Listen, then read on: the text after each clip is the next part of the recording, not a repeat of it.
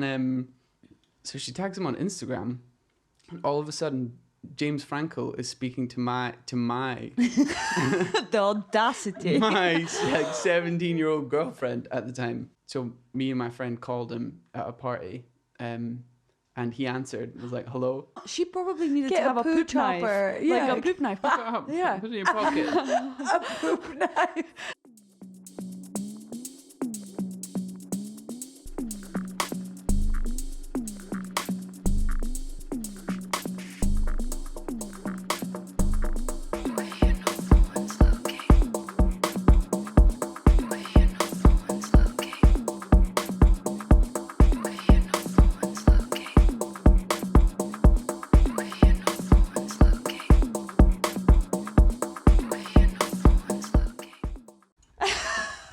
Welcome. Oh, your coaster. No, it's fine. My coaster. My coaster. Welcome. Welcome. Welcome to No One's Looking, the podcast where you can say whatever the fuck you want. I'm your host, Melanie. And I'm your host, Maggie. And this is our guest, Brodie Barclay. Brodie fucking Barclay. Woo woo. The one, the only, the... Grandmaster Brodie. Grandmaster I have a Brodie. feeling that's the KKK thing. I don't think Oh, that. no. Maybe. Oh my God. No, it's not. That's Grand Wizard. This is you spreading rumors again. Brodie actually I'm loves not. spreading rumors. Wait, can we just start this by saying that Brodie is Melanie's partner? Well, they're Sometimes. each other's. No, They're I'm just kidding. They're each other's partners. Yeah, this Star-crossed is lovers. my baby So, boo. in case you feel a dynamic or a a sexy dynamic between the two of them, the fire. This is my love, my fucking everything. Is that all? Just my fucking everything. No, I'm not your grandmaster. Right, guys, keep it for the PG, bedroom. PG. Yeah. I thought no one was looking. Yeah, no one's looking. It's fine. Only Maggie's looking. That should be like a I spin-off know you all need to thing. burn my eyes now. So Brodie is a musician. Yeah, Brodie is a La, la, la. full-time musician. Yeah. Yeah, That and proof. yeah, He's you got just some got really good songs on Spotify. Thank yeah, you. check it out ASAP. He's amazing. He also just got really good news, and by the time this podcast comes out, like you would have already done it as well. Cool. Yeah, so you literally got a massive gig coming up, and is it in Edinburgh or is it in Glasgow? In Glasgow at G2, which Yeah. is in the garage. Yeah, And you just played King Tut's as well. yeah, Yeah. which is Yeah. all happening. Oh, We're so shit. proud of you. By the time Well this done. comes out, Brodie, wow, you've done really well. Your gig went really well. Oh, Or maybe didn't. Maybe No, don't maybe say- you don't fucked say it. that. No, you No. probably did. You probably did all right. you're gonna smash So well it. done. No, Good job, Brodie. Maybe. Maybe. I don't know. I'm having doubts. No. I'm gonna smash it. It's No, gonna be You'll be cheers. fine. Cheers to Cheers that. We to actually Brodie. got a glass That's of what this is Prosecco. for. yeah, that's why we're to cheers. celebrating because Brodie, you've just been smashing it, lady. Thanks. Lady, Lady. smashing that lady. I've also transitioned. No. Yeah. Brodie's- Cheers to that. Cheers to that. Yeah. I've been smashing it, lady. You're right. Smashing it, lady. You're right, lady. So, since Melanie knows everything about you, I'm going to try and ask a few questions. So, this season, we're kind of talking about childhood and different things that happened. So, we'll start with that. The end. The end. Cool. It was really We'll nice start with having you. Sweet. This has been I'm great. sorry it didn't work out. I apologize. Yeah, so what was your childhood like? It was great. I had a nice, loving, caring family. Grew up in a wee town, kind of in this right in the middle of Scotland. It's pretty sick. I had a loving mother and father that pushed me, my brother and sister into music a little bit, and it stuck. Neither of them were very musical, so they wanted us to at least have the opportunity to be. That's cool. And it's all I ever wanted to do, pretty much, since a young age. I was like constantly asking, from the age of like, since I could talk, which was actually very early on. I was a quick talker. I was asking for a trumpet. Oh. And I got like, I think like 4th, 5th birthday, I'd got like plastic little like Playmobil, or not, early learning like trumpets. Yeah. Like doo-doo-doo. And every time I got one, I'd be like, a fucking trumpet. What the fuck is this? But then I got a full on like briefcase with like an actual an actual trumpet in it probably when I was like 6 or 7, and then a couple of years after that there was like in primary school, like a few of us got taken aside and we got to be in, I guess, a kind of like jazz band type thing. Like orchestra. Jazz band sounds way cooler. It was an orchestra, and we played like just some classic, like When the Saints Go Marching In, and I got to do trumpet and stuff. Absolutely loved it. That's cool. For a wee while, then I got into guitar, and I've always been songwriting pretty much since I was young, whether it be just melodies at the very start, and then it turned into like, holy shit, I could actually put words to these random like and now I'm hoping to make a career out of it, which is pretty cool. When you make a career out of it. It is a career now. Yeah, it's a career. Yeah. Don't you have like, I'm pretty sure you have like 45,000 listeners a month or something like that? I think so. That's because I just released a tune with a fairly big artist. That's insane. That's helped push that. I don't know. To me, that's pretty fucking good. Yeah. Like, that's... Thanks. We'll get that to 45 mil. Bill. Yeah, but you have to start somewhere. So. Yeah, exactly. Yeah. But also, before, just still speaking about childhood, just before we started recording, a story popped into my head of me and my brother used to kind of just muck around in the garden, like building dens was our thing. And we had like a lane next to our house, and all the bins for every house that was down the lane were all at the top, right next to the entrance to our driveway. And we used to just raid the bins for like, we used to just raid the bins and like drag whatever we could find into our den. So we found like old computers, hi-fi like stuff, loads of like weird machinery, anything that had wires. We were like, yes, get it in the den. It would never obviously work because we had no and most of the time we didn't even know what it was. But we used to just drag it into the den and use it because it looked cool, and we're like hoping to like intercept like terrorist signals. I remember that kind of being like, we used to dig holes, and we're like, we're gonna find someone here who's trying to spy on us. We're gonna get them. And but one of the silliest things we ever did was we used to climb. So our den was in the middle of this big tree. It was like this, I guess, a few trees that kind of, we like built a bunch of sticks around it, and we had it was really sick. Our granddad helped us build like a door and everything. Yeah. And we climbed up and tied a rope to like one of the high branches, and then I tied it around my waist. There's just like tow rope we found, I think, in the bin. And then I jumped off one of the branches. I was like, yes, let's make a bungee jump in the den. It was just like an added attraction. And I jumped off, and I was just hanging like above the ground with this like rope tied around my waist. I couldn't touch the ground, and I was like, ah! God, did you not feel like you were gonna throw up? Yeah, I had like rope burn all around my my waist. Oh my God. It was nuts. It was so sore. How did you get down? So we had like, there was like a big log that someone had cut down, like some of our like some trees we had over the other side of the garden, and we'd taken some of the like bits that he'd cut down at like a bit by bit, and so Harris like put a couple of them on top of each other so I could actually stand. Oh my God. And then untie this like really tight rope off of me. But yeah, I remember, I think it was whilst he was tying the rope to the top, Harris was like sat on a branch, and I remember like looking up at him. He was sat totally fine, probably about like, I don't know, like 15 foot in the air or something. And I looked back down to do something, and I suddenly, just out the corner of my eye, just see like a flash of this something go boom, boom, like thud onto the ground, and he'd fallen back and done like a backflip like onto his stomach and was like laying down. That's so lucky. He's so lucky. He was absolutely fine. Yeah, because he fell on his stomach. Yeah, I was like, oh, are you all right? And he's yeah. It took him like a little while, but I think he was fine. Oh my How God. old were you and your brother? Probably around the age of like 8, 9, 10. Okay, good. So funny. Something like that. I thought it was maybe a bit older, and I was Actually, like, damn. Little body. Yeah, it was roughly about that. Yeah, That's roughly. so dangerous. Yeah, it's so You kind of have to do that stuff when you're young, I because know. any older and you break No, limbs. I'm sure all of us have done stupid shit like that. Yeah. But thinking about it now, I'm like, oh my God. You've never bungee jumped with a tow rope? With a self-made bungee jump? Yeah. No. We really thought it was going to That's work. so I thought, maybe adventurous. Harris didn't, but I definitely thought, wow, this is going to be sick. That's we'll be out here exactly- every day doing this. It'll be so fun. But it wasn't. Harris didn't even get to do it. I was like, no, don't bother, mate. It's sore. Did you cry? Were you past that crying age? I might have cried, but I actually can't remember. But I remember the pain, so I might have cried. Because it was sore. I was a little bit of an easy crier when it came to things like that.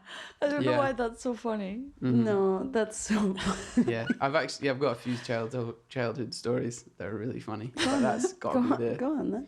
Well, another one that kind of describes my personality a little bit. Back then, maybe not now. No, specifically right now. I used to love playing football, and my dad, he had like a season or a few seasons he coached my football team. He also coached my little brother's football team as well. But once he was coaching my team, and I must have been, again, roughly about 9, 10, 11 maybe. And we were playing, and it was kind of the first sort of time you get fully introduced to swear words, because some parents are like shouting like fucking get on and shit from the sideline, like it's super aggressive out here. Yeah, super competitive, like Sunday league young kids football. It's not even competitive. It's like just straight aggressive. Yeah. So the first swear word I ever like properly shouted at someone didn't even really work. Like, it was just embarrassing. My dad took me off the pitch. Like, he was the manager at the time. And some guy had like tackled me from behind. It was a bad tackle, and he'd like gone studs up, I think, into the back of my heel. And so I was in a bit of pain, and I was like, "Oh, you bitch!" I was like crying on the football pitch, shouting at this kid, and he was like, "What?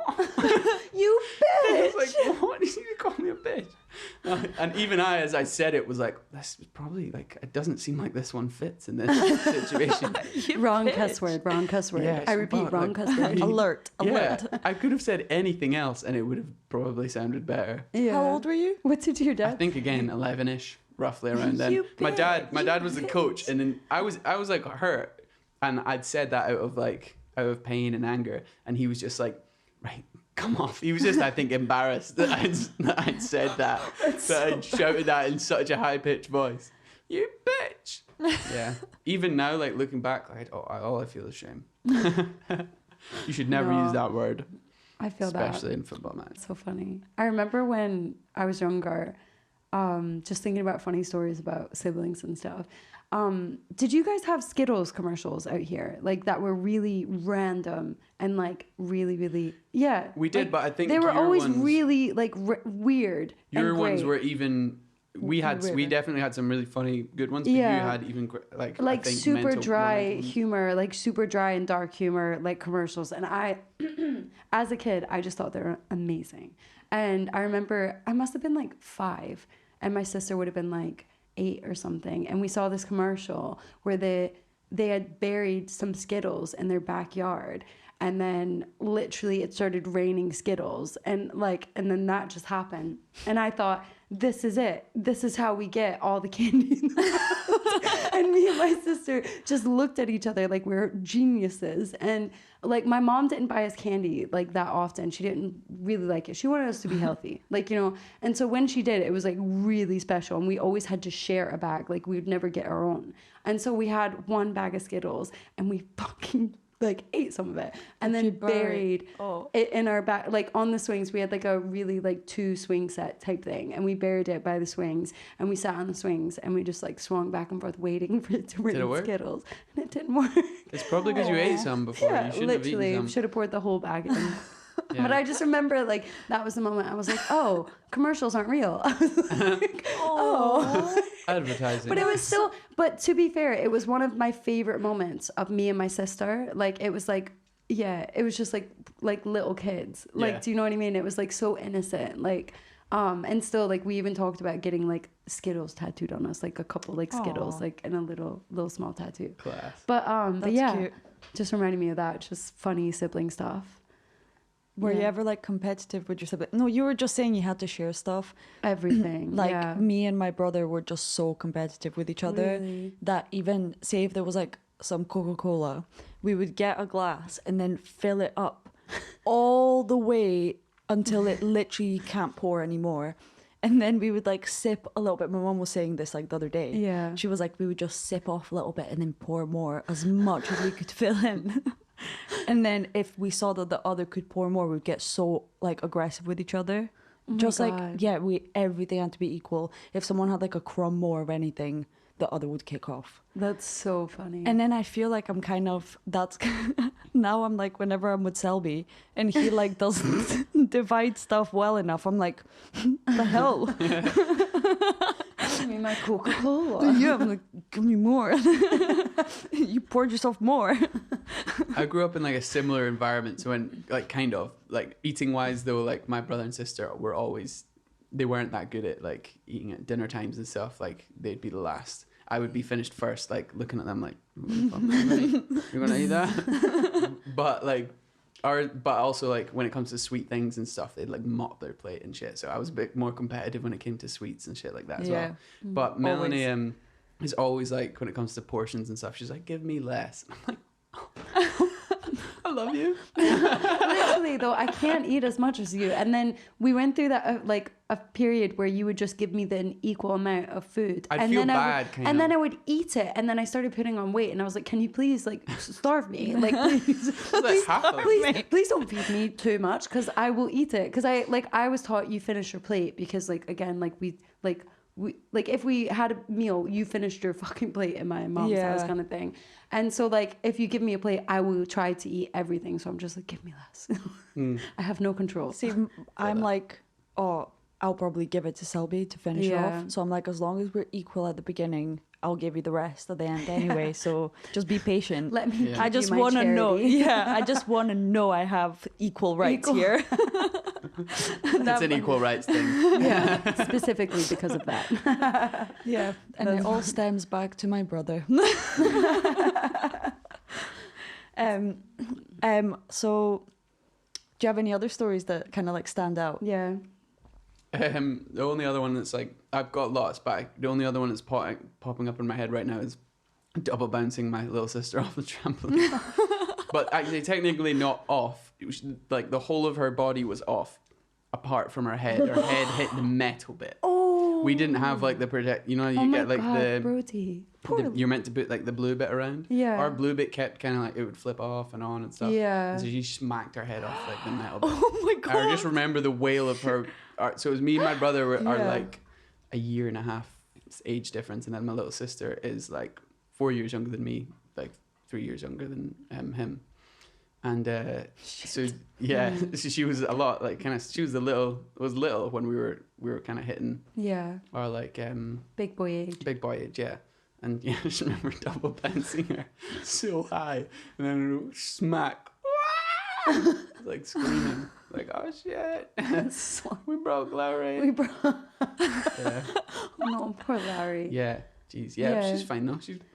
Look at her now. She's flourished into one of the young women. She's fine. Yeah. She's fine. She's totally fine. That was like my brother. I wasn't really close to my sister, who's like 2.5 years older. We were close, but she, like, as children, I was more close to my brother, who's 7 years older than me. And so I always wanted to do what he wanted to do. And he was obviously like way older. And so he thought it was a good idea, because he used to babysit us. Like, he basically was like in charge all the time with me and my sister.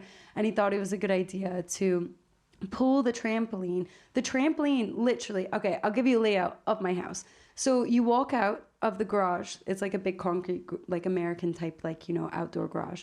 And then you walk outside, and there's a big concrete square, and then there was a shed. And then our trampoline was on top of the concrete square, and not too far away was the house and the roof of the house. So my brother thought it was a good idea to jump off the roof of the house and then jump onto the trampoline, and then you could jump, which he could do easily because he was big. Like, he was like, you know, like bigger than me, and I was like really like tiny as a kid. Oh, he let me climb up that roof, and he let me jump off that fucking trampoline. God. What did I do? Of course, because I was light as a feather, I like double bounced, flew in the air, saw the concrete coming, landed straight on my feet. Literally, like I vaulted like a gymnast. I was like, and then I looked up at him, and we were like, oh my God. Literally, and then we never did it again. Never. Surely your knees, your feet must have. But I was little when you're a kid. Everything's so soft, like your bones and everything. Like, yeah, I was. That you landed my feet were sore because it wasn't like smooth concrete. It was like it looked like my uncle had done it. Like, do you know what I mean? Like, it was bubbly and jagged. It was horrible. Sorry, shout out to my uncle, but you're not the best at construction. Concretely. And I hope yeah, that's not his like full-time job. no, it's not. No, it's He's got other shit going on. But yeah, I haven't thought about that in ages. But yeah, and then there was like the trampoline was like the best thing ever when I was a kid. That was the best thing ever. Yeah, Yeah. I didn't like in Bulgaria and Russia. You don't really get trampolines. Oh, like that's that so was kind of sad. like something you see on the TV. Have they not been invented there yet? Yeah, they're just so behind. Yeah, Fucking you crazy. don't get them there. So then when I came to the UK, I was like, people have trampolines. That's so I get to cool. like jump on people's trampolines, and it was so cool. But yeah, they did all these different tricks and stuff. That was me. Yeah, and I always watched them and I was like, oh, that's so cool. I wish I could do that. And then I tried to learn how to do like a forward flip and stuff, and yeah. But I don't really have any nut stories like Lowry hitting her head and stuff. Yeah. There, it's very easy to break bones. Oh, so Yeah. easy. One of my But friends- Have you ever nets. broken a bone? Yeah, broken a few bones. Yes. Just a few. I broke one playing touch rugby. Oh my I god. broke my wrist playing touch rugby, Oh. which is really silly. I was, again, younger, playing with like a guy who was a bit older. After we'd played a big touch rugby game, and then I like tripped this guy up, and he fell on me and broke my wrist. Oh. Yeah, it was my fault. I was kind of like older kid trying to like fuck with him, Yeah. and then He he broke landed your on me and wrist. broke my wrist. Yeah, Damn.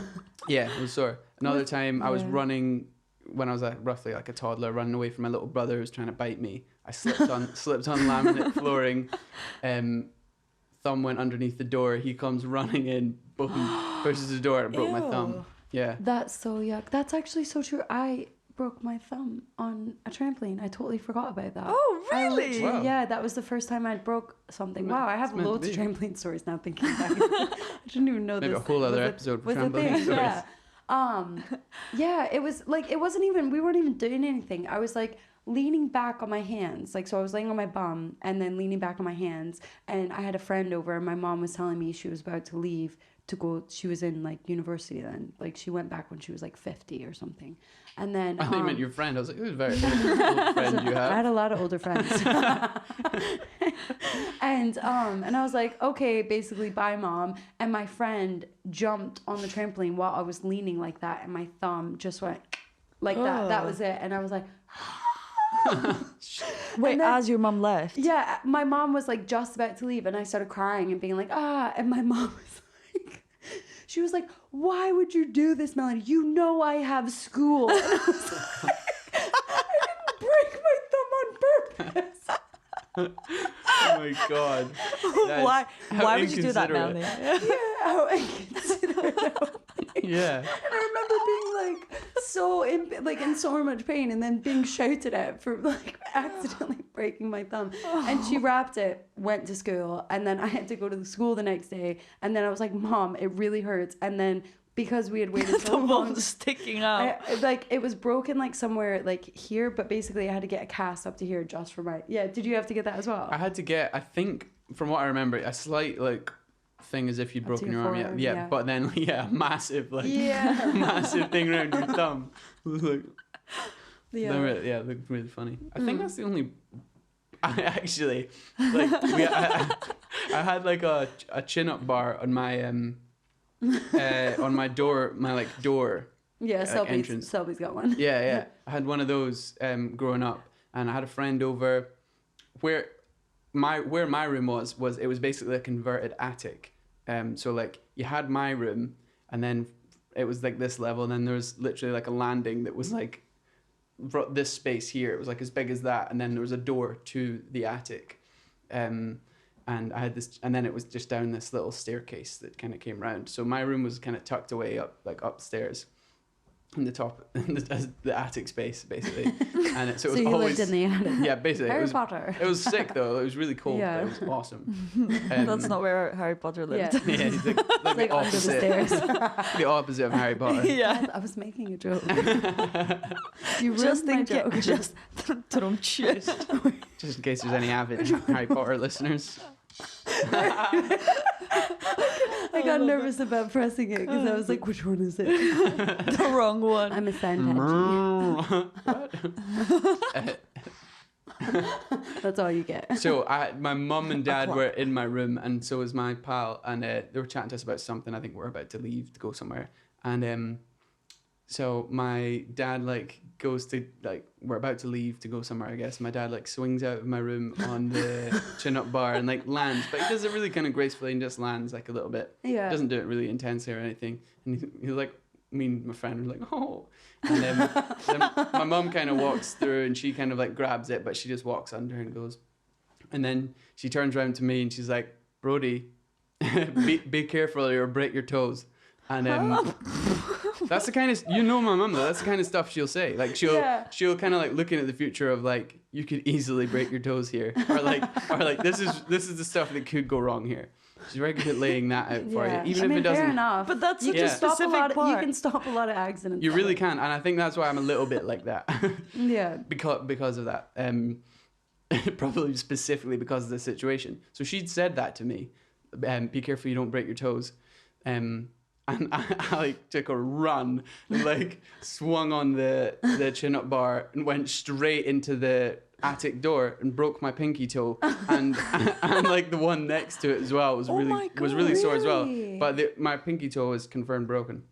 Oh my god. Yeah, Wait. smacked right into the door, so swung like smack, and she predicted it. That's nuts. If only I had listened. That is such a specific part of the body. Like, to say, don't break your toes. Yeah. Yeah. It is actually, to be honest. I don't really know, because looking back, I was like, oh yeah, it would be easy to break your toe on that, but no, it could have been any part of I you. know. Like, But I guess they were quite easy to break. Yeah. Apparently, every human breaks their like some of their toes. yeah, I've heard that as well. Really? That you break your pinky toes like a few times in your lifetime. Like Yeah. everybody Really? does. Yeah, like That's so 3 times a weird. day apparently. It's fucking. That's not that. Imagine 3. I think that's spiders that you eat whilst asleep. Is that not 3 every No, night? it wasn't. No, Isn't that's it if like? you sleep with your mouth open. I don't sleep with my mouth. And also, like, what country do we live in? I don't think every country has the same amount of spiders that go into your mouth. Like, We have less average, spiders. We have less At least spiders, but 15 we spiders eat a night. more. Yeah. We have less. We have less But we spiders, but we eat eat more. more for sure. Oh, that freaks me out though. Yeah. It's more like thinking about cockroaches. I'm glad we don't Ew. have cockroaches here. oh my god. Growing up with cockroaches sucked. Yeah, I'm so glad they don't have Wood like roaches, we don't have did them. you have them? The cockroaches that were this big. Yeah. They're scary. Oh my god, I have a story. I'm like even talking about it just unblocked my nose extra. Just not dripping down your face. Get the cameras to zoom in on this. so basically, when I lived in Bulgaria with my mom, dad, and my brother, me and my brother shared a room, and basically we went to bed, and I woke up in the middle of the night, and I looked, and I was covered in cockroaches, That's like horrible. all over me. And then I just screamed to the top of my lungs, and my mom came in, and that's it. I refused. I was like, I'm never going into that room ever again. Like, literally, let's move house. Like, Let's burn the room, right? Mom, burn it. No, this is like reminding me of so many like funny like kid embarrassing stories. Like you just embarrass yourself so much when you're a kid, and it doesn't matter as much. Yeah. I couldn't tell the time until I was about 10, I think. Really? Properly, yeah. Oh, that's kind of sad. Babe, what happened? What happened? I think it was rough. Maybe it was less than 10. But it was like, it was old enough to be like, he doesn't want to tell the time. I could do, I think I could do digital time, but. Yeah, but like. Or I could do one back. Yeah, I was going to say, what was kind? like 4 and could tell. Yeah, that's the one thing that I like took me longer to learn. Yeah, that's crazy. Yeah, so I didn't know that. Weird. Yeah, I didn't know how to tie my shoes until like 6 or 5. I think it was 5, but that's like normal, isn't it? Yeah, I think it's quite a confusing thing. Still like I remember like really struggling with spelling and stuff like that in school, and like I think like to the point where the teacher had to chat with my mom, and then I remember like for the rest of the month, or I'm not really sure like how long it went on for, but it was like every day after school my mom sat with me like at the table, and we did extra homework for like spelling, and we just practiced it. But like for me, it wasn't like about sounding shit out and stuff like that. I just learned to memorize it Like, do you know what I mean? And like whenever like having the boys made me realize I actually don't know how to read in like a way that they're taught how to read. Like I don't remember learning like phonics or anything like that, how to sound out words. Who does or though? like Brodie, like most people apparently. I don't. Most people know What you were this. taught in, like, Okay, primary no, school? yeah. Yeah, guess I I'm was never not. taught that, or maybe I like missed that in school, or and then so I just only learned how to memorize, and that's why I had like a really good photographic memory because my mom sat me, and all I wanted to do was go outside and play, and she wouldn't let me go until I had practiced and done it. So I just learned to like do it quicker and just like take a picture in my mind, and then so I could go outside and play with whoever, my friends in the neighborhood. It was great. But but it's really weird. Like it's like having kids made me realize I was stupid. No. No, I'm not stupid, but like I just didn't know how to read properly. No, like, I know what you mean. When I worked with kids, I was like, fuck, Yeah. I'm dumb. Like, I was Wow, they're working gonna with be like, so much smarter. yeah, no, I was working with nursery kids. So they were Yeah. like 3 and 4, and they were telling me all of the dinosaurs. And I was like, I don't know these dinosaurs. Like, shit. I do nothing. Yeah. And I was like, proper trying to learn things so I Yeah. can like teach them those things. But they were kind of teaching me. Yeah, it was weird. And then I was like, I only wanted to read to the kids that couldn't read. Just so. No. Little Red Riding Hood. You know what that says? I do. I do. Piece of shit. So then that way they're not staring at it and being like, that was wrong. Yeah. And then I read to like a 5-year-old and they were like, you said the word wrong. That was the wrong word. And I was like, fuck you. Like, Yeah. 5-year-olds Shut are up! this is dramatic, okay? I can't read. you missed a bit. Aldous is good at that. Yeah. Yeah, they're like, they watch like hawks. Like, Yeah. I'm gonna read this, right? But I've just like think so. gotten to the point where when I'm reading with them and I can't sound out a word or something and I really struggle and I'm like, Aldous, like, do you know what that says? Because I'm just like, it's fine to admit when you don't know something. You don't have to know everything, even when you're a parent. And I think that's really humbling for kids to see, because then it's like you're in this together. It's like a moment that you're sharing together. Yeah. Even if I were pretending, like even if you were pretending to do that with your kid, it's like a good learning experience. Yeah, cements whatever the word is in their head further, Yeah. I reckon. I was fully obsessed with spelling Yeah. Oh, when I was younger. Really? I got like a spelling bee DVD for Christmas one year. Can't remember what it was called. that's so weird. Yeah, I was No wonder you always ask him obsessed. to spell. Yeah. Absolutely was obsessed with like mental maths and spelling. They were my two like things I like excelled at. And then it got to the point like when we were old, like I was in like high school and shit. I was like, are we done with that? Was that just the basics? Oh, there's more. Oh fuck, I'm not interested. Good at these. Is that all right? Can I? Did you ever do like a spelling contest? We did like every week we did our quota sheets where you got like a different like 20 words or whatever. I think so there was different groups and I was always in the highest group because I was Yeah. really good Yeah. at spelling and mental maths. And you got more questions. You got like Yeah. more questions than other people. So your quota would be like everyone would start in 20 and then depending if you got them all right or not, I think you like moved up to like 21, That's 22 cool. and you'd get more throughout the year. Mm-hmm. And That's I cool. literally read a dictionary. I remember reading a dictionary when I was younger. Yeah. Isn't Oh that my God, crazy? I could never imagine you doing that. I know. now. I didn't revise for any of my exams, like at Common High School. Just too busy but, reading. but when I was dictionary. but when I was younger, I read a fucking dictionary. Yeah. It was probably just that one day, Should've. wasn't it? I should have held on to that. At least you spelled everything Productive. correctly in your exams. Yeah. Yeah. That motivation I had when I was younger, I definitely could have channeled it better when I got older. I definitely kind of fell off the edge of like, I was like, oh, I'm just too interested in music and entertainment No, as you a found whole. your passion, bro. I did, but at the same Yeah. time, like I could easily have just focused for a bit longer on getting better grades and Yeah. actually concentrating. You know, I was just more interested in. Spreading rumors. Sorry. Not spreading rumors.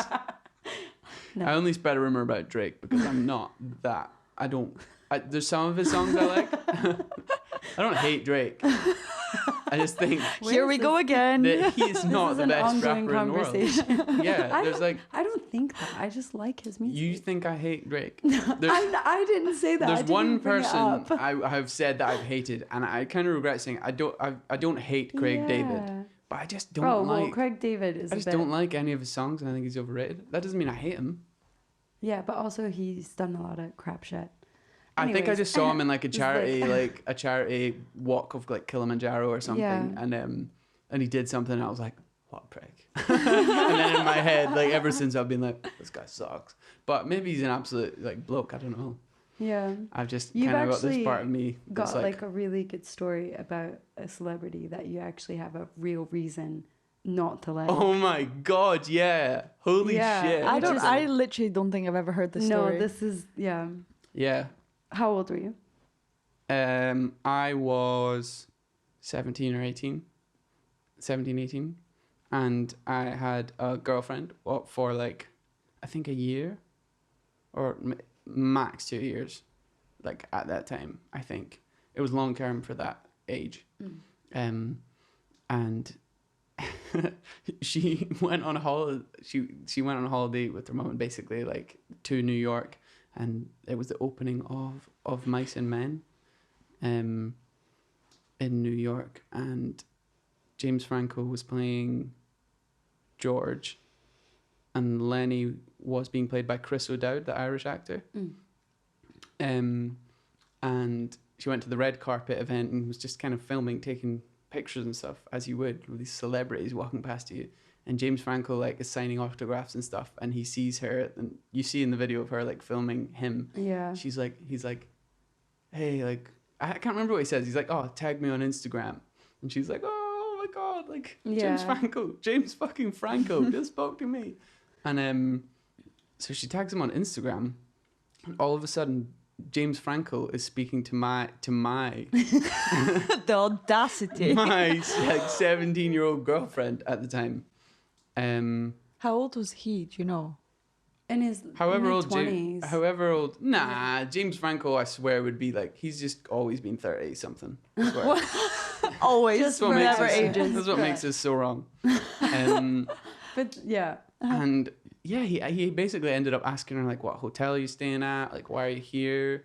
Blah blah blah. And she was quite rightfully so like, are you sure this is James Franco? Like, I know it's your account, blah blah blah, but like, surely this isn't James Franco, like a fucking Hollywood A-lister. Yeah. So she was like, prove it's you, and he sent her a picture Of his dick. like, this is James Franco of him holding up a piece of paper that said her name on it. Yeah, and so she posted it. She posted it on Instagram, being like, I don't know what's happening, sort of thing. Like, I can't believe this is happening. What the hell? Yeah. And then like, I guess within like, I don't know how these things work, but it just went like viral as quick as that on like Instagram, and then went everywhere. News stations were covering it. What? Yeah. All over the world. I had like, What? I'm sorry. it was Maggie. It was absolutely nuts. I had like, So wait, did you find out on the news or like? no, she over told me, Instagram? like, she was telling me at the time, like, James Franco's messaging me. And I was like, You were like, lol. What? Lol, no. like, are you sure? At this point, I'd like to make it known I hadn't seen Pineapple Express. Yeah. When I did eventually watch it after, do you know what? I didn't really enjoy it. Oh, that's. I know it kind of ruined the feel of like his like. Pineapple I just had this Express. like full on like fuck you like attitude towards James Yeah. Franco because fuck him. Yeah, but what happened Yeah, after I the still fallout? do. Like after the what? The fallout of like it So going I had like viral. like people like reporters from the Sun, Daily Mail, all the fucking like shit new like tabloids you would expect to cover stories like that. Messaged you. Not message, like, well, they were message me, but they were also at my house like every day for like a week or two. Really? They were at her like grand's house and like How who lived did they like know? I have no idea how they figure this shit out. But Bruh, yeah, that's their creepy. job. yeah, but they That's had so like creepy. there was like a bit like me, you know, my friend Romy. Yeah. There was like I love her. She's so lovely. yeah, there's like comments from Instagram taken where like me and like we were commenting, I think, on maybe my girlfriend at the time's first post of it or something like that, commented something like, I was like, she said like, oh fuck this, you're better than them, Brodie, or something like that. That's up somewhere. Yeah. That was a mental story though. But from that, I got James Franco's number and called him at a party like a few weeks like into the thing. Like I would have been just leaving school. It was the year I was leaving school, so me and my friend called him at a party, and he answered. It was like, hello. We were like, fuck you, hang up, block number, like straight away. Fuck you. What the fuck? Fucking That is nuts. so Yeah. funny. Yeah, and But that's also insane and makes me a bit sad. yeah, it ruined what. I guess he's a good actor, and there's the whole, I guess, No, the argument I can't watch of like him the same I anymore. can't, yeah, No, I I really can't. can't. It's like watching watching any Kevin Spacey thing now. I couldn't. I Oh, wouldn't want to. It's such a shit. Like, I mean, That's different. It's horrible. That's different, Like, but he's it's still a lot of the a same. crazy, horrible person. And it just makes me so sad because, like, one of his movies in particular was one of my favorites. And now I can't watch it because it makes my stomach turn. It is Yeah. very hard to separate. I think it's easier when it comes to it's slightly easier when it comes to musicians of the whole like Yeah. separating art from who the person is, but there's still, but especially in film, it's like you I have see to the look at person. you. have to Yeah. look at, it's a little bit easier to dissociate in that, can sort of separate the artist and the art when it's music because you don't see the artist, but Yeah.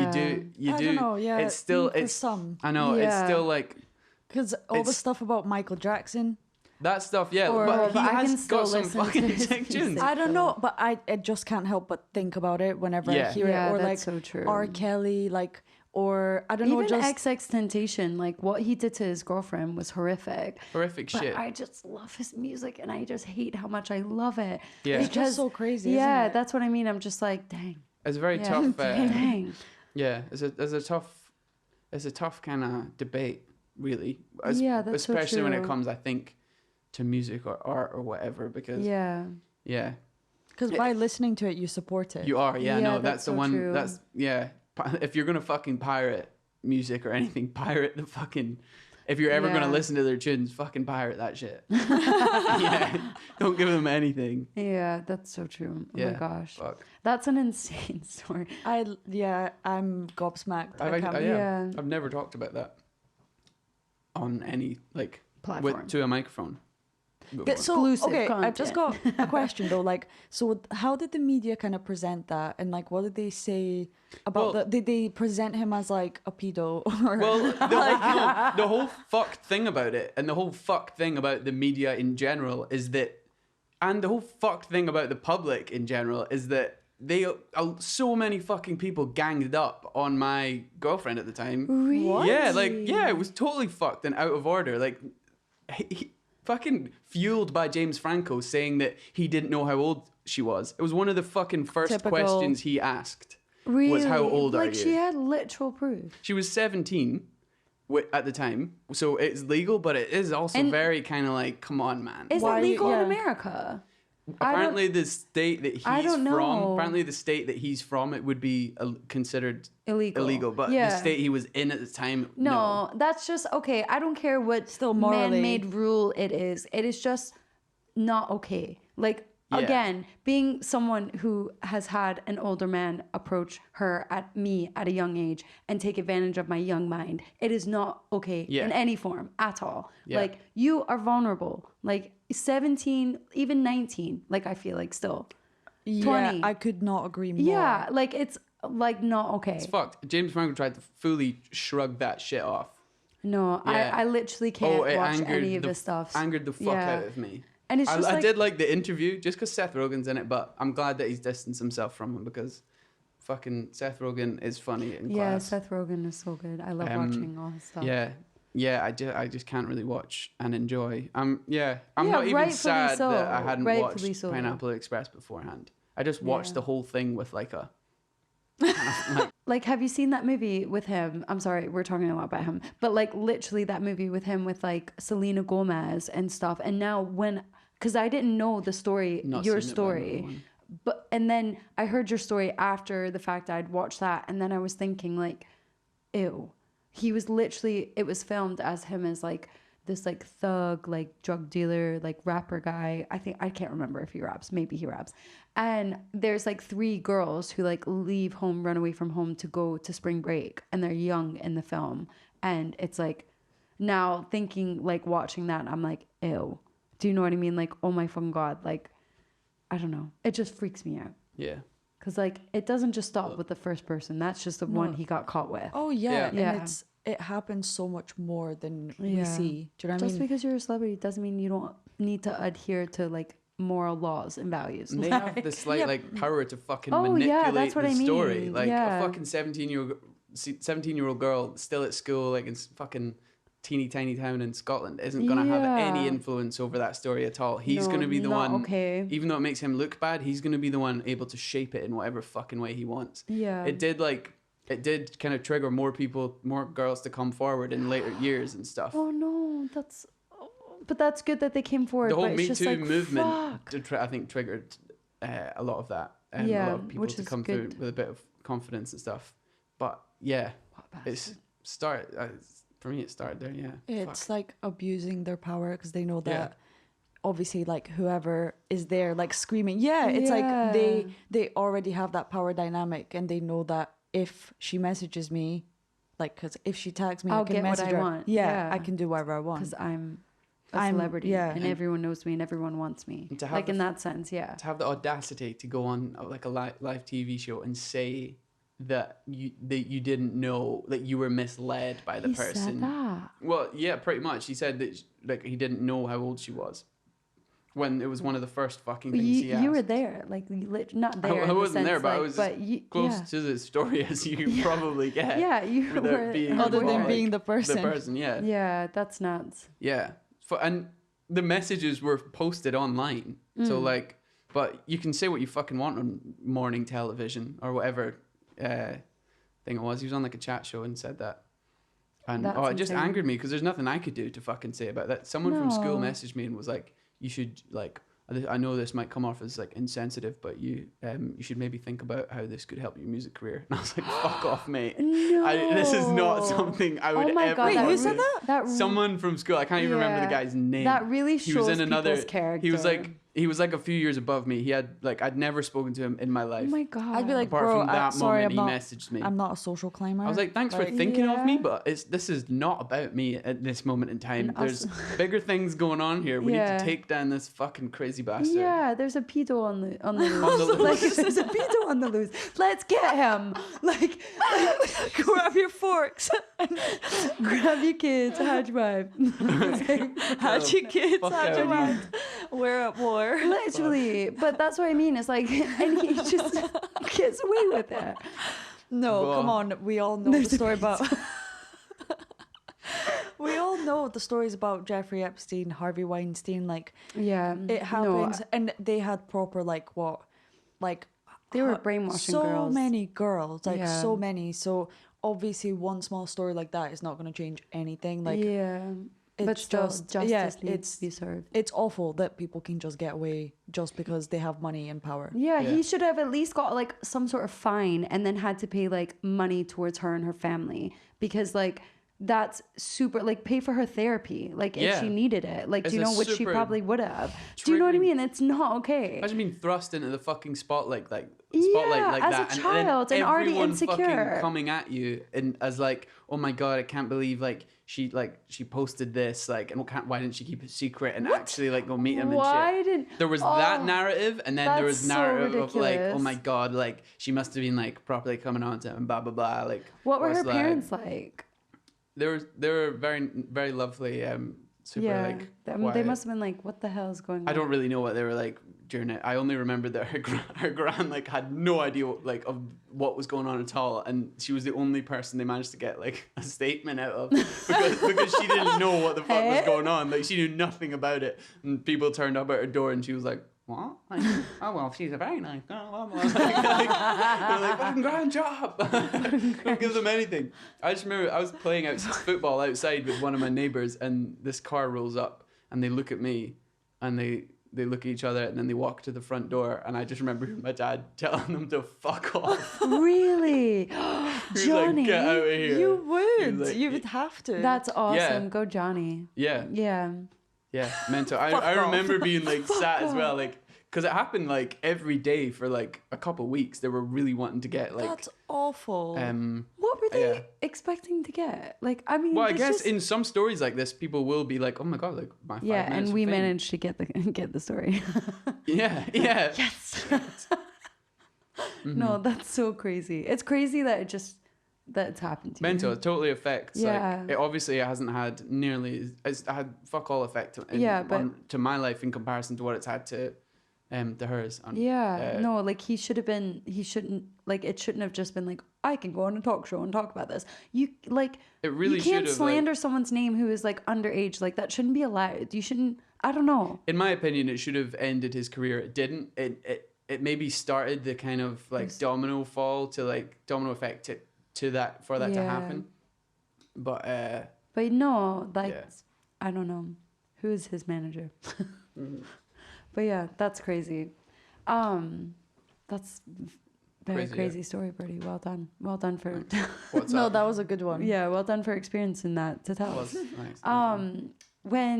Back to childhood, now that we're to your teenage years, did you have any jobs like whenever you were like in your teenage year?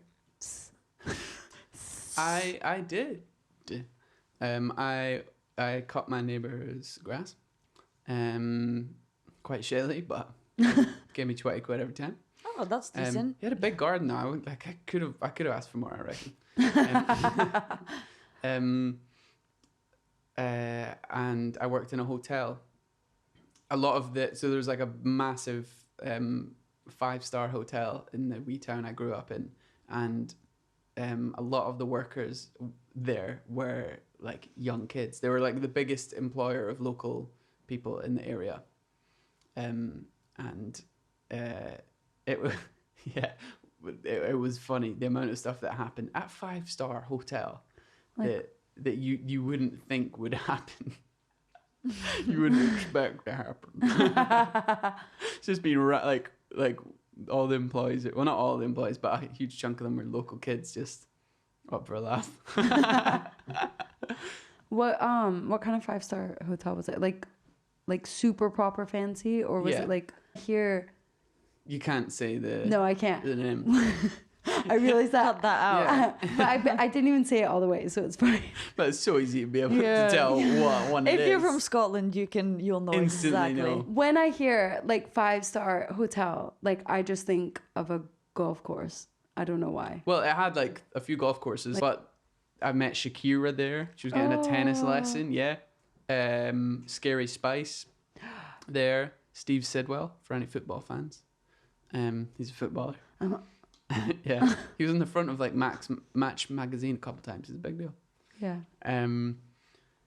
Lulu, Scottish pop star. She's kind of like the Tom Jones of Scotland. You know, Oh. how Wales have their Tom Jones. She's Yeah. like the kind of like OG of all time. Yeah. Did Scottish you? music. Yeah. I think you've played loads of her music before. Have you not? No, Oh, I never don't mind. know. I have no idea who Just you're kidding. thinking of, but that's false. I actually couldn't name you a single one of her songs. But I just know, yeah, she's famous, short hair, Lulu.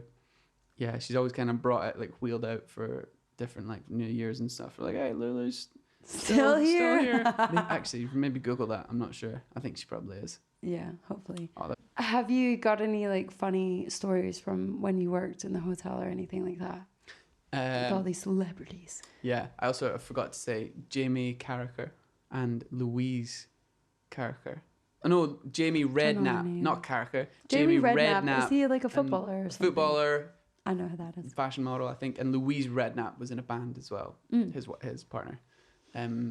I cleaned their room, and I also he answered the door, and I was like, or I think she did, and he came and was like, yeah. Oh my god, I love you. Someone had Jeremy Clarkson's room one night. There was like loads of famous people who would stay, and you'd look through the like names on your thing and be like, oh, I've got this person. Like, I wonder if it's actually them. And then you go like, oh, they'd either be in or not. We basically went around cleaning people's rooms we were called turn down assistants, turning their rooms down for like whilst they were at dinner. We'd like make the bed so like it was easy to just get in, fold their clothes. Yeah. That's nice. Yeah, put the towels back up, give them new towels and stuff. We'd basically go around tidying the room, so that when they came back, it was all nice and tidy. Oh, that's so nice. Can you do that for me? I know. Yeah. Yeah. So like folding the toilet roll into like Little triangles. triangle, Yeah. There was a period I just did that at home all the time as well, and I'll start doing that. Yeah. What the in the fuck? flat because it's so easy and it's kind of fun. Yeah. It's like, oh wow. No, that's so nice. Yeah. And I've got a lot of funny stories of doing stuff.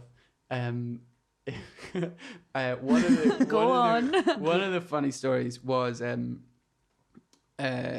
so depending on who you're working with, like we had to be of like depending on who the supervisor was, you had to work like super hard some night because two of the supervisors were very like down your throat.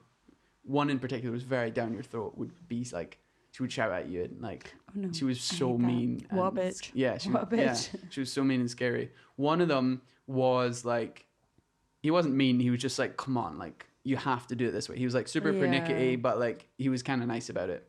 And then there was one who was just like kind of shy and didn't really give a shit. You get away with murder. So specifically when he was working, or when the guy who was nice about like telling you to do your stuff, they'd basically check up on like maybe a couple of your rooms to make sure they were meeting the standard of 5-star, because you could get hotel inspectors would come like, and there was like, it would flag up on the phone you were given telling you what rooms to do. It would flag up saying this is a possible inspector, so you knew to make like follow each thing by the book, because there was like so many different things you had to do. You had to like, if someone had a shower, you had to like clean the bath so there's no water droplets on the like the shower curtain or the thing. Like you had to fully like, the sink couldn't have any water droplets in it. There was like so many little things. 5 stars. Yeah, I'm sure it's a lot better now because it's been taken over by another company since I worked there. But so we had one thing we did was we had like a running count of how many dildos different people had found. I didn't expect that when you said that. It's a good place to start. We had like, so if someone found them, they'd either like take a selfie with it or like take a picture of it, send it to like a group chat. Ew, but like imagine. Well, like a lot of the time, like it was just left out on the bed, and like for us to correctly do our job, we would have to kind of move it. So like if we'd asked a supervisor or something, they would probably have said just leave it. But when you first start working there, you're kind of like, you're really wanting to do the job by the book, so you'd like kind of move it and put it in the drawer. We'd find like handcuffs and shit, like sometimes furry ones. Yeah, but it would be funny because you'd know like sometimes like there'd be a whole company and like Tiffany's would be in the jewelers or whatever, and they'd all have been given like a little gift bag or whatever, so you knew there was only one person in each room, and you'd find like a dildo like someone had brought for their weekend away. like oh, they're having a really nice time. That's nice. That's nice. Yeah, good for you. Yeah. So we had like a kind of running count of like who'd found the most. I think the most being found was like 3 or 4 by one person. But I just remember seeing like in one room there was one, and it was when it wasn't Tiffany's, but it was another company was in, and someone found like the biggest dildo I've ever seen in my life, big purple fucker, and then but they didn't just have that; they had like a kind of regular sized black one as well. And that merited like a text like, guys, you have to come see this. And we all came round the room he was cleaning, and we were like, oh my god, we're like marveling at this, like what the fuck. Okay, can you show how big it was? The purple one was roughly like this big. Oh my god, Brodie, you've just reminded me of a story I have to tell when you're done. Tail to tip, about that big. The other one was kind of regular size, I guess, like big, but like, you know, not doing much. Not scary. Yeah, not as daunting as the purple dragon. The purple dragon. Yeah, it was also probably, being that age, it was probably like my first experience of seeing one in real life. Like, oh my god, what the fuck is this? Like, it's a dildo. Have you Oh, yeah, a dildo. Googles it. Yeah. What's a dildo? Yeah. Who's been Googling dildo? Purple on the alien computer? And we had one friend in particular was super ballsy about the stuff he did in rooms. He'd message and be like, "Yo, come to room like 305," and you'd there was one time in particular, I was like, okay, like I didn't have many rooms left, and you could kind of, if you had a few rooms left, and you basically were expected. We started, I think, around about 7. You were roughly expected to finish between 10 and 11. So if you had only a few rooms left by the end, you could, and you'd managed to like get a few, like there was a few do not disturbs on the door, or if like people answered and were like, nah, I don't want it, then you could just mark that off and you'd get through rooms quicker. Yeah. So if you went round quickly first, knocking on everyone's doors before they went to dinner, a lot of them would say no. So you could like get a lot of refusals, and that way you'd finish quicker. So Smart. yeah. So if like the end was approaching and you only had a few rooms left, you could just go a bit slower and relaxed. And so he messaged me. I think Harris, my little brother, worked a few times as well. On the same shifts as me. I think. I'm pretty sure, yeah. And so long ago. I remember turning up at the room, and he told me to come to this guy, and I knocked on the door, and you'd be like, housekeeping, just in case. And he opened the door, and he was wearing a full kilt, shirt, socks, and like a full outfit of someone's. Like, I was like, Wait, you're you're bro. Yeah. I was like, what the fuck, man? Like people could literally come back at any time. second. Yeah, like people That's came so back whilst you were doing the room ballsy. sometimes, and they'd get like a bit of a fright or whatever. You'd have your trolley outside to make sure they kind of like might have known, Yeah. but they'd still maybe get like, oh, what are you doing in my room, sort of thing. Where's and my you'd be like, dildo? Oh, yeah. Just put it over there. It's under the Oh, pillow. it's under the bed. Yeah. It's what we clean for It's you. nice. I washed it for you. Yeah. It's good. It's a part of our Good on there. checklist. Polished it. It's all shiny. I've got those like brown stains on it. Where have you? No,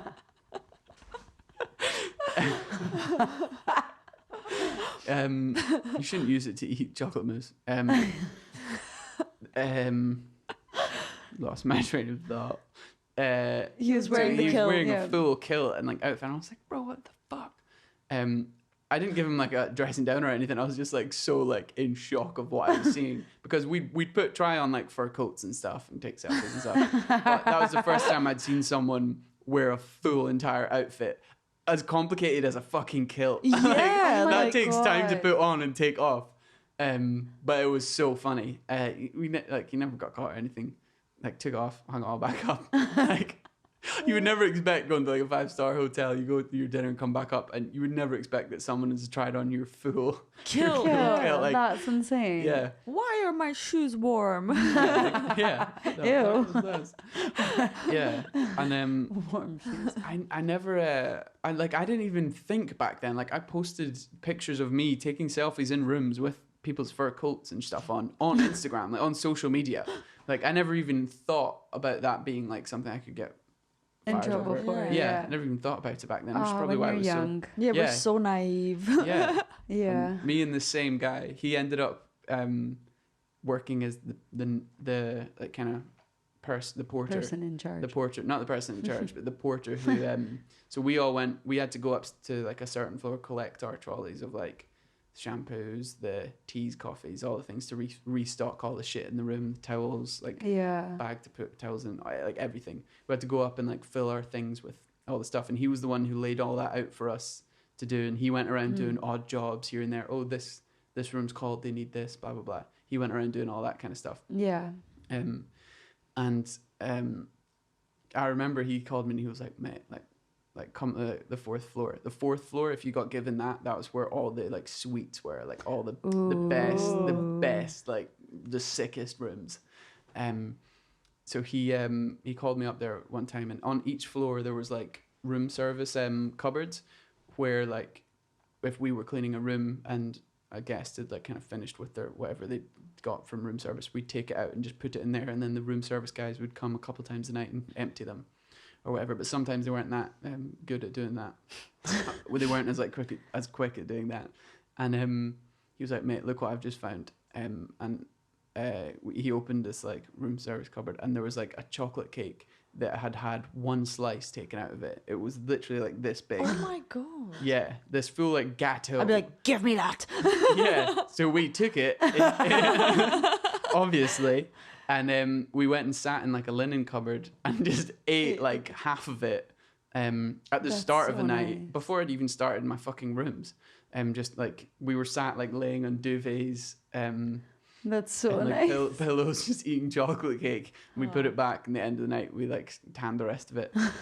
Fucking huge. Was it good? It was amazing. 5-star like hotel, like Oh my fucking chocolate cake. gosh. It was Oh. amazing. It was so good.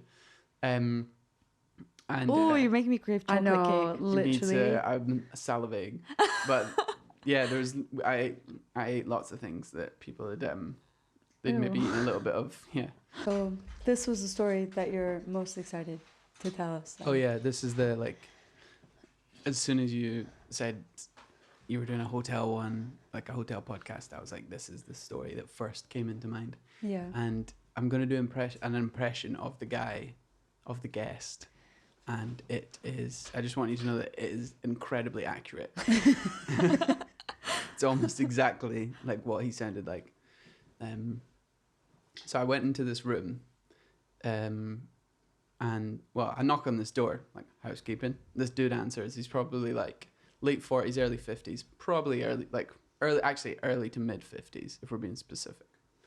He's actually quite a tall guy. Doesn't matter, but he's quite a tall guy. Yeah, I want to imagine every yeah. bit of it. Yeah, and I can hear some like noise in the back. There's definitely like other people there. It sounds like kids. And I was like, oh, I can come back later if you want. I'm here to like turn down the room. And he's like, oh no, I'm coming now. And so, again, this is exactly what he sounds like. So I go in after Lord whatever the fuck, and he's just like, he just basically lets me get on with it. Like Yeah. I just start doing my job. I start like, I go straight into the room that like they're in. There's two kids, they're kind of just playing around.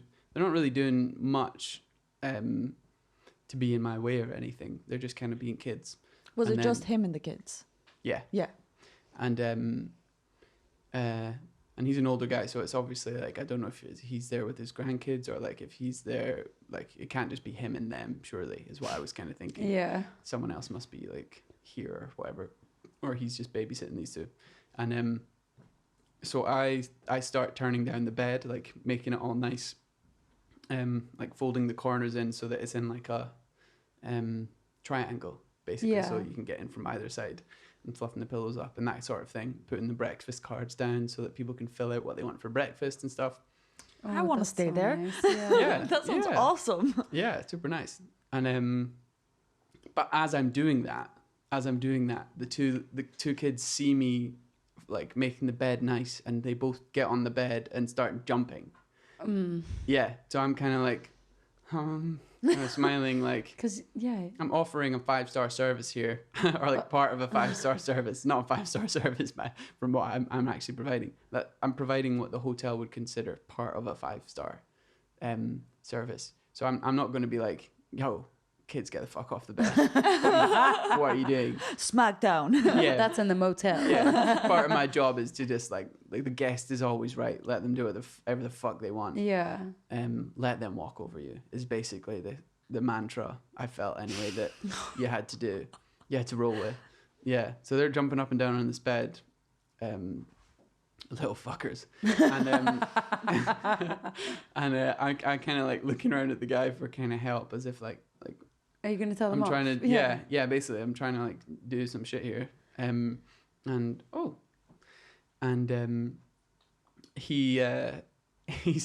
He like looks over and he's like, I can't remember if it was a boy. I think he was like, boys, get off the bed and let the servant do his job. Ew. Yeah, that Servant. triggered something in me that I don't know if it. That's so enraging. Yeah, Let the servant. as a do you know what? As a Scottish person, Yeah. I'm gonna say it. But as a Scottish person being talked down to, like that was just like, I don't know, it must have just fucking sparked some sort of like, it ignited Genetic. something that's just been fucking like burnt, like, I don't know, like burnt into me from like I get burnt into Scottish people from like a fucking like hundreds of years ago. It was just, it just felt like it was ancestrally. This dude was just fucking speaking at every past life I've ever experienced. Like they all like every past life of mine just flared up with rage.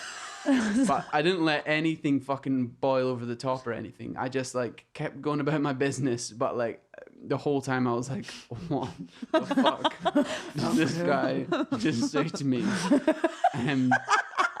Yeah, it's nuts. That must Like, have been so yeah, the fact that I was like, I can come back, yo, if you're busy or whatever. And he was like, no, just come in. And then let the servant do his job.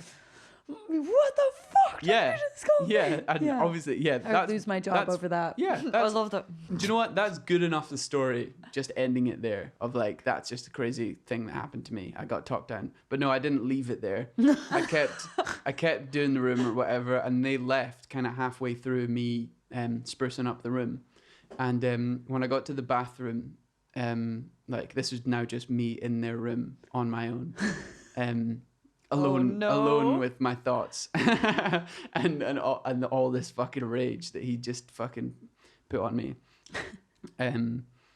So yeah, long story short, I blew my nose in his face towel. I thought about all the things I could do. I thought about the whole, like, obviously one of the first things I thought of was the toothbrush in the toilet. And I was so blinded by rage that I cannot confirm or deny whether I did that. But I do remember distinctly thinking about it.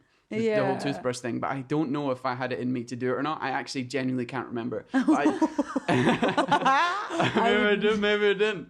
But I definitely blew my nose in his face towel. That is so funny. Yeah. Oh. Yeah. You wiped his face and snot. And do you know what? He's fucking lucky that that's all I did. Or maybe I did put this person, I don't know. Yeah, I was just absolutely raging, as you would be. Yeah, that's Someone so calls you a annoying. servant. That's kind of a natural reaction. No, I'd be so angry. So easy to find you. Just to kind of tie together the stories that we've talked about, we actually posted on our Instagram and we asked people to send in hotel stories, which obviously a lot of people work and go to hotels. So we've got quite a few stories to tell from some anonymous peeps. Yeah. Yeah. And we can give our reactions to them as well. Yeah. Have you read them? I've read them, yeah. Okay, but me and Brodie haven't heard. No. So this is our raw, authentic. I'm the only one. Yeah. This first story is called Naked and Afraid. So first off, I don't work for a hotel, but traveled wildly across the US for a few years as a consultant and had the pleasure of meeting a ton of great and helpful hotel staff. This is a story about one incident that I am forever grateful to the hotel night staff. Please feel free to delete if not allowed, but sorry. About 10 years ago, I was in Florida. It's already so funny. Florida 10 years ago. Think of Florida now. Think of Florida 10 years ago. Holy shit. Oh my God, or type in your name and your birthday and say Florida man or Florida woman and your birthday. Just do it. I've done it before. I've never done it. Oh my God, I'm going to so do it. ridiculous. Mine was something that got swallowed by an alligator. Mine was one of the kind of stock ones. That's There's kind of classic. just... Okay. Yeah. About 10 years ago, I was in Florida consulting and staying at some flavor of a hotel that rhymes with carry it. As usual, before flying home for the weekend, all the younger consultants would go out drinking the night before checkout. I had a few drinks plus a few more, then left the bar, grabbed a cab, waved a hello to the hotel front desk people, toddled off up into my room, turned on the Conan O'Brien late night show, got undressed and passed out in my bed. Here is where things get weird and the front desk saves me. So next thing I know, I realize I am running. My brain starts functioning a little more and I realize I am running down the hallway in my hotel completely naked. I come out of my weird brain fog stupor, stop running, and immediately start panicking. Any trace of alcohol is completely burned up in the face of the horrific panic. Here I am, a young 20-something young woman, sans key card, standing in the middle in a higher range hotel hallway in the middle of the night, completely and totally naked. Why am I outside my room? Why am I naked? What did I do? I considered knocking on some random door and having them call the front desk to open my door for me, but quickly discarded the idea because what if one of my coworkers / bosses happened to answer the door? We were all staying at the hotel, about 20 of us. Too embarrassing. As I am contemplating my options and gritting my literal loins over having to take a naked ride down the elevator to the lobby, I walked to the elevator bank and was temporarily saved by a courtesy phone sitting on a little table across from the elevator. I snatched it up and dialed the front desk. How may I be of assistance? Me. Highly pitched, panicky voice. Hi, I locked myself out of my room. Insert room key number. I can't remember anymore. Could someone come and let me in? Front desk. If you would like to come down, I would be happy to rekey a card for you, says the way too chipper for the middle of the night man on the phone. Me. I can't. I'm naked. Please hurry. Front desk. Pauses. One moment, ma'am. Someone will be up to assist you.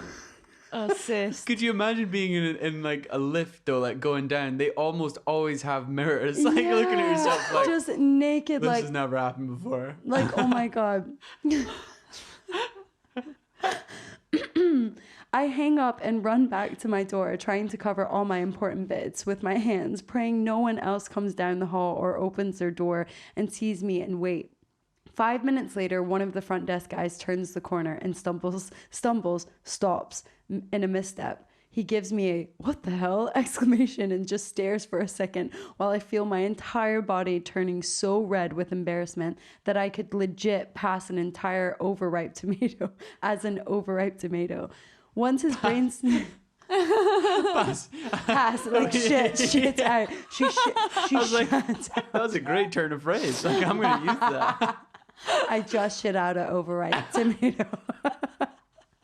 You know, something's fucking up when you tell a story. It's good.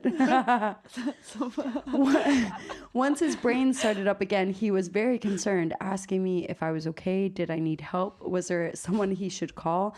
I don't know how often you all run into naked guests, but the fact that he was concerned for me and my safety was appreciated, and I am forever grateful for his swift assistance in getting me back into my room. Though at the time, all I could think of was, oh my God, please let me in, and then go away so I can die of mortification in private. So I can die. After he opened the door, he kind of took a peek in the room to make sure everything was okay there, but nothing was out of the ordinary. Once I was in, I whispered / yelled, "I'm good, thanks," slammed the door closed, threw on all my clothes, and checked out online anonymously the next morning. Oh my God. Wow. Was there any, like, she was just sleepwalking? Yeah, I think so. It says, FYI, in the morning, I realized I was probably trying to find the bathroom, but in my sleep haze, I opened and went in through the wrong door. I was perfectly fine. Nothing bad happened, but I never overindulged again while on the road. Yeah, fuck. Oh my God. That's the worst Naked thing and to afraid. happen to you in the middle of the night. I don't know what I would do. It's better than it happening during the day because there'd be a lot more people walking around the Yeah, corridors. that's so true. But I've never still like properly like slept walk before. So like, yeah. From when I was a child, I slept walked every time we moved house. We only moved house like 3 times. I slept walked the first night we slept there every single time. That's so weird. You're a freak. Walked down 3 flights of stairs, or like 2 flights of stairs. Better not have done that when we moved in. Maybe.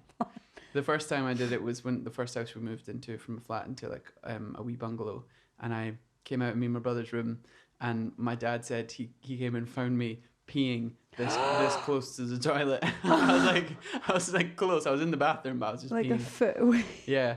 And then the other time, my room was in the attic, so I climbed down from my little attic hole, and then climbed down another set of stairs and another big set of stairs, and I had no idea how I didn't fall. I didn't remember a single thing. Whoa. That's when we moved into like a wee bit of a bigger house, and I just didn't. I can't remember a single thing, but they said, yeah, first night there, Oh my God. I slept walked I've never. I don't think anyway sleptwalked any other time. Yeah, I wouldn't know. It was just when we. I moved know. in. I don't think I did when. I'm dead when I fall asleep. When we lived in our flat, I don't think I did either. No, Aldous has only kind of sleptwalk once, and I've only because like my nephew used to sleepwalk, and my sister used to say that she would wake up, and he was maybe like 7 or 8 at the time, and he'd be standing on her side of the bed just staring at her while she slept, and she would wake up, get a fright, and be like, "Go to bed, Nigel," like, and he would just walk off to bed, like, "Go to bed, Nigel." Okay. Which my nephew's about to get married, so congrats. Well, by this time, I've already been married, so shout out to him and his beautiful fiance. But yeah, hopefully you're not sleepwalking still. Down the aisle. And then Aldous has done it once, and I think he was maybe like 6 or 5. He was young, like really young. And I just remember waking up and hearing him screaming and crying. And I mean, that's kind of normal. Like, you know, kids have nightmares. They didn't have it that often, like no night terrors or anything like that. But I run into his room, and they slept in bunk beds. They sleep in bunk beds. Aldous was always at the top. Atticus was at the bottom because he's little. And Aldous, no joke, is hanging from the railing of the top bunk, going, like hanging there, screaming and crying, like that. Like he must have like been sleeping and like thought he was crawling down the ladder, and then woke up and he was like, like fucking Mufasa, like, like, "No, brother, help me!" And then like Atticus is sleeping, and I literally just grabbed him and scooped him up, and then he was fine, and then just put him back to bed. But I'll have full conversations with him, and he'll not remember at all. Like, I'll come in and be like, "Aldous, you need your inhaler," or something like that, or I'd be like, "Are you okay? Are you too hot?" Like, just checking on them, and he'd be like he looks like so like, yeah, so just spaced. like he could have a conversation with you, but he's actually not there. Like, yeah, it's really bizarre. Whoa. Yeah, nuts. Yeah, so that was a really funny story. Yeah, it was a good one. Yeah. More. We need more. We need more. I love reading out stories. Okay. So this one is titled as "How Many People Were in the Room?" On a slow Sunday evening, I briefly stepped away from the desk and returned to the glorious sound of a ringing phone. I am naming the caller Springer for reasons that will become obvious. Me. Thank you for calling hotel chain, blah, blah, blah, blah, blah. Springer. Hi, I'm looking to check on a reservation, but it's old. Are you able to do that? Me. Sure. What's the name and the check-in date? She gives me matching info when I look it up. Me. Okay, what are you trying to find out? Springer. Well, I'm looking at the number of guests on the reservation because my invoice says 2, and I'm trying to figure out why. I check, I check. The stay happened months before I started working at this property. There's only a number 2. And no other guests listed aside from the one on the reservation. Me. I see 2 people in the room, but only one name on the reservation. Springer. Why wouldn't the other name be listed? Me. It could be an oversight during the reservation check-in or check-in process. I'm sorry, I don't have any other information available beyond the number. Springer. So there's no way to find out if there was anyone else in the room. Me. I'm sorry, if there's another person there that wasn't listed, it's not there now, so I can't help you. Now I begin to hear a male talking in the background, saying something along the lines of, I'm telling you, it was only me in the room. At this point, my soul begins the process of escaping the clutches of my human form, fearful of what the future holds. Oh my God. I just love that. Springer, what did you say your name is? I tell her again. She calls me by my name and continues. Springer, my spouse was there with a little blonde thing. He's 28 and she's 22. He thinks it's okay to do this kind of stuff behind my back and thinks I'm too stupid to find out. Me. ... They continue fighting. It's a slow night and they've invited me to the horror show. That is their bubbling romance. So I take a seat, grab some popcorn and listen to them argue for a few minutes. It's got nothing better to do. Yeah, exactly. Springer. I'm sorry. I'm sure this is a strange call for you. No, of course not. This is totally normal. I continue to stay silent. Springer. There's nothing else you can give me? Me. No, I'm sorry. Springer. Okay, well, have a good night. I hang up and go back to babysitting humanity. The end. That's so funny. It's It would funny. only ever say one person's name who booked it on the name on Some the thing though. yeah, No, but some yeah. hotels ask for specifically like I've gonna done really? I've done a hotel. I've been to a hotel and they asked who the guests are and I've put your name in. Like, do you know what I mean? Oh, so like, maybe I- not specifically you, but Yeah. Yeah, Yeah. I worked in a 5-star hotel as well, and literally they always said only get like it was only just one person. Yeah, it's like just they different never asked. hotels. Yeah, Yeah. like they never asked for any It other did details. say how many people were in the room. To be fair, No, actually, Yeah. yeah, they say Yeah. how many people, but they don't. You don't have as Ask long for as names. one person is like Yeah, giving they their didn't have the passport names. details and like stuff like that, Yeah. and they have like a card. They don't really care. Yeah. not Yeah. so. Imagine like being so angry knowing that your partner has probably done this for sure. For definite. And you can't find the evidence. And then all you want to know is just who it was. Like, do you Yeah. know what I mean? Yeah, Yeah. that's so funny. And then being like, I'm going to involve this hotel staff as well. I'm going to fucking get. Yeah, I mean, it says 2 people. Like, he's obviously lying. Yeah. Yeah, Like, Check your CCTV.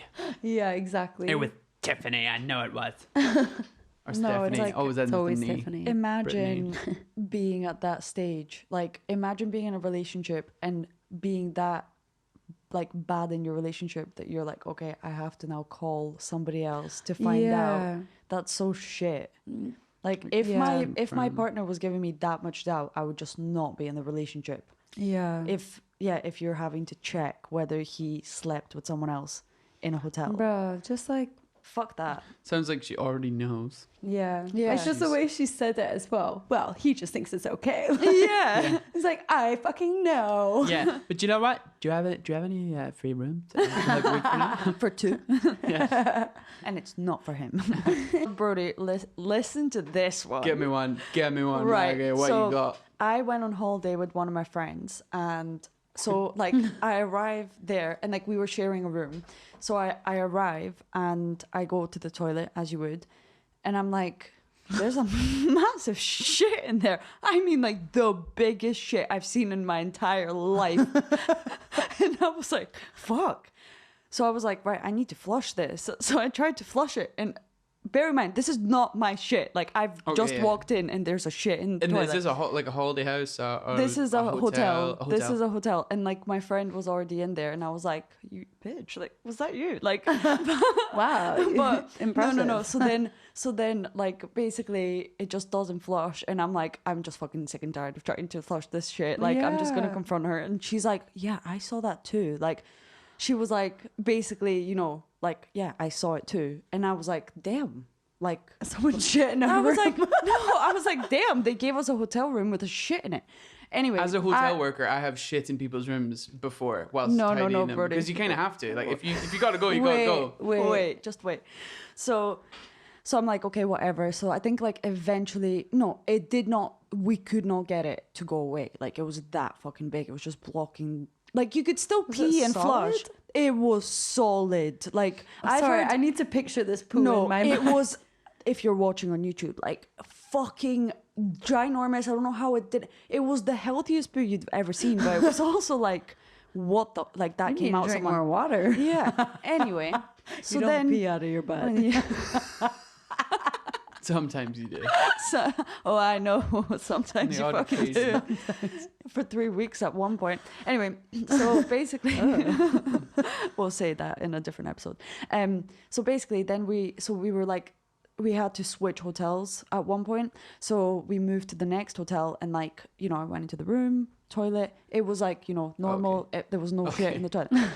And then a bit of time passes by, and then I'm like, you know, I'm up for my shower, and I look in the toilet, and there's a massive shit again, and I'm like, bitch, that was you. I fucking know now. I know. Caught. I was like, I fucking Why not recognized just that. admit it? Like, Because I guess like she just didn't want. She was maybe embarrassed or whatever. And like she couldn't even do anything you about couldn't it. even be that embarrassed if you're leaving it every time.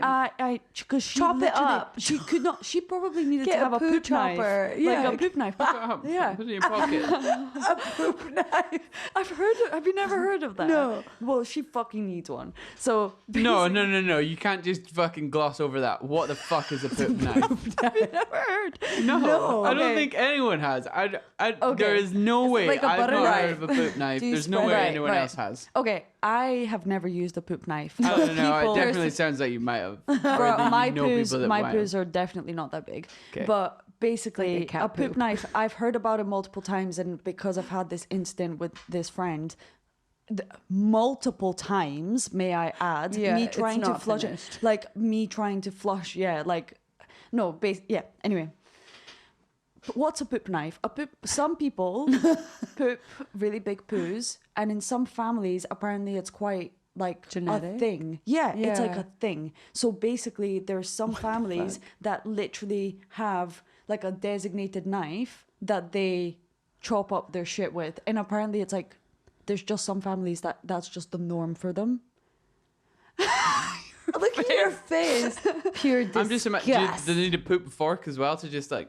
What do they do with it? Do they have Brody, a poop? I honestly don't know They have because a I've poop never done fork. it before. Otherwise, well, I guess that's what my dad was Oh, using, a stick. They would have to break it down, I guess. Yeah. That So was Because a what knife, you you would needed. chop it up, but he was Yeah. just like, yeah. So imagine like swirling around. with, he had a poop whisker. yeah, He put some eggs in that. Salt got and milk pepper. in, yeah, anyway. Made pancakes. fry it up, Guys, I made pancakes in the toilet. chocolate bagger. So then basically then I ended up like staying at her place and like at her parents' place. So this was my last night before I had to catch my flight back home, and I'm staying at hers and like I'm off for a fucking shower, and yet again here we are confronted by yet another fucking shit the size of a log, and I'm there and I'm like, fuck, her mom is literally gonna think that was me and Yeah. that I've blocked her toilet. So I was like, The I poop have guilt to. is real. It fully is. If you At go that in and there's point- poop there, you're like, fuck, that is now on me. It's Yeah. like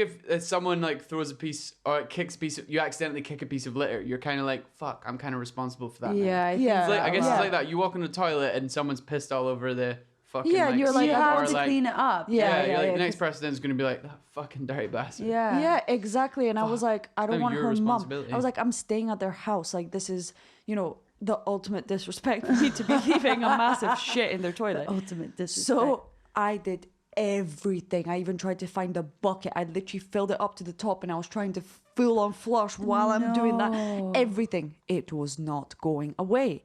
So I was like, fuck it. I'm just going to leave it. Like, I don't care anymore. I'm leaving tomorrow anyway. So I went to bed that night and I just heard her mom like panting, like trying to flush it. like shuffling, like plunging the shit. Just, Probably going this for is it. something she does a lot. Yeah, and I was like, this is not her first time, not her first rodeo. Like, I can tell. Oh my god. See, you learn something new every day. A You poop did. knife. Poop knife. If you've never heard of one, they exist. I see. I've blocked the toilet. The biggest shit I've ever done was in Maine, Boston. Boston, Maine. Yes, my auntie was getting They married. still haven't unblocked the toilet. Yeah, To this I wouldn't be day. surprised. It was literally as soon as we arrived as well, because it was my auntie was getting married in Maine and Boston because she lived in Bermuda, and she knew someone that lived there, and we got like the flight over. I think we maybe flew to Amsterdam first to get a layover and then go over. I'd basically gone like quite a while with not doing the toilet. I was quite uncomfortable with doing the toilet unless it was in our house, Yeah. pretty much in like comfortable space. So if we were ever on an airplane, was I going to the toilet? No, of course In an No. airport, no. Like bit better, but no, I wasn't No. going to the toilet. Yeah. We finally arrived at the place, having eaten like a bunch of airport food. Oh, like, yeah. I hadn't just Kinda been makes to the your toilet a few days before. Tommy sort Constipation. like when you travel, it's kind of like that extra like strain. Stress. Yeah. No joke, it was like dark green, and it was not so. That means you're healthy. And it was healthy. It was in between though, like the the realms of like liquid and solid. Like, there wasn't like a distinct shape. It just fit the shape of the toilet. And it just came up out of it. Like I was like, I couldn't stop shitting for ages.